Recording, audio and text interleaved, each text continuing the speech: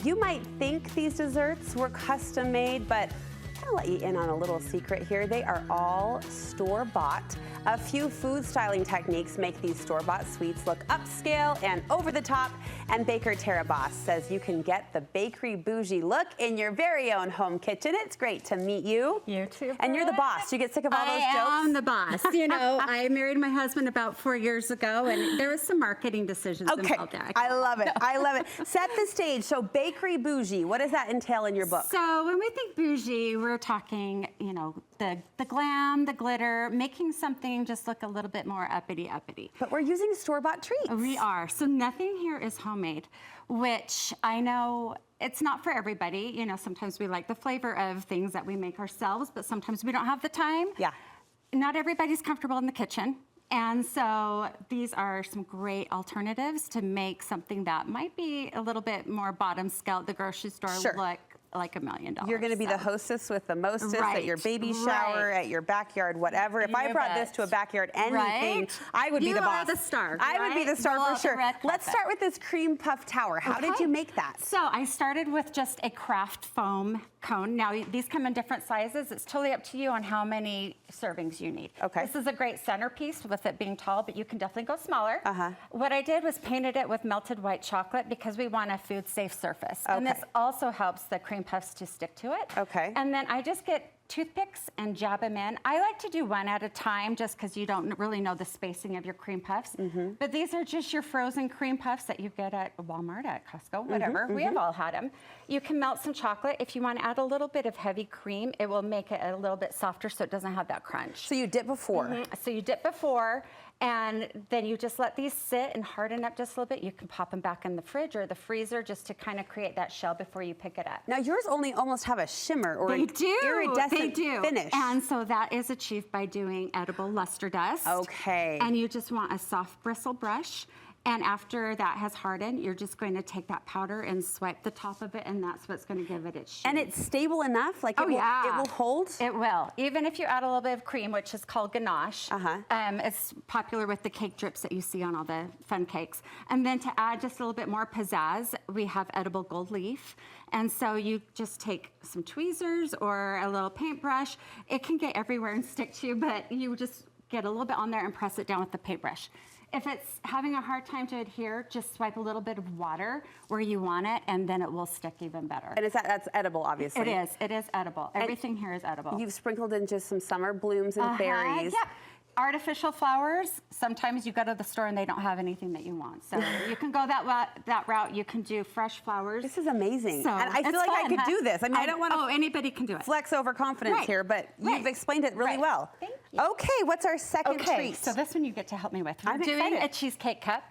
And you can do any color. So if you have a boy baby shower, you can dye This is what we have down front? Right. Okay. And all we're using is just your cheesecake filling from the store. Okay. It does come with a little bit of yellow tint, so the way to offset that is add a little bit of purple to yellow, and then that will neutralize the color. Then you can add in what color you want. Okay. Unless you're going for yellow, then you already have a nice base for that. You can also add extracts in here to give it some flavor. But all you're gonna do, so you're just gonna grab that little cup, and we're just gonna put, this is a half a tablespoon. It really doesn't matter how much, it's just however much you want. Okay, give that a press. Yep, and then I'm using the end of a small little rolling pin. You can use your finger, whatever works, but you want to smash that down. And this is just graham crackers, butter. It is, and sugar. And sugar, okay. Yeah, and again, I just bought the graham cracker crumbs already ready to go. And did you flavor this? I did not flavor this, so this is cheesecake flavor. Here's one for you. Thank you. And again, you want to squeeze from the top, and you're just going to fill that about 3/4 of the way full. And then we can add a little bit of edible glitter. This is the Add a little bit more pizzazz. Look at this. And then we have some pearls. Oh my gosh, this is so fancy. And then I just broke up a white chocolate bar and dusted it with some edible powder. White chocolate. So those ones are already done. Edible powder. But here's the powder and there's the chocolate. And you just get a paintbrush and just dust it on. Yeah. Dry swipe it, put it on there. You're amazing. Add a flower, fresh flower. Those are amazing. Artificial one. It becomes the centerpiece and the treat. It does. All right, you've got one more for us. Hey. Super easy. This one that I've made here is actually chocolate cake and cheesecake, but I just bought a white one just to show you can do it and maybe do like a raspberry or strawberry So this is store-bought from the bakery. Store-bought. You're going to alternate one of each of these, and then you can put filling in between. Okay. Stack it, and then do another layer if you want, or you can just keep it the 2 layers. And then you're just going to get a knife, and I work with a frozen cake. It's a lot easier. Just get a knife and scrape off those sprinkles if it has it. If you can find one that doesn't have any sprinkles, great. Better. And stack it, put it back in the freezer just to kind of set, and then do another coat of whatever buttercream color you want on the outside.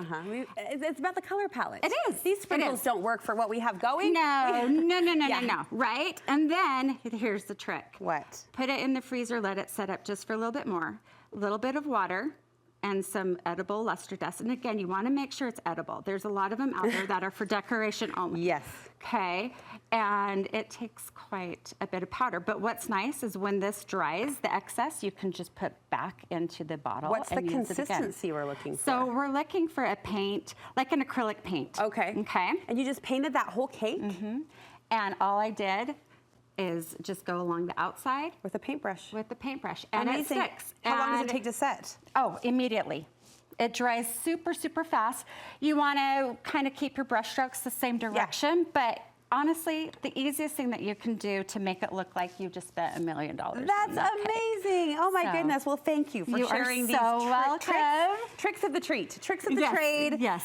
You offer custom dessert orders. You offer classes. I do. As well. How can women get in touch with you?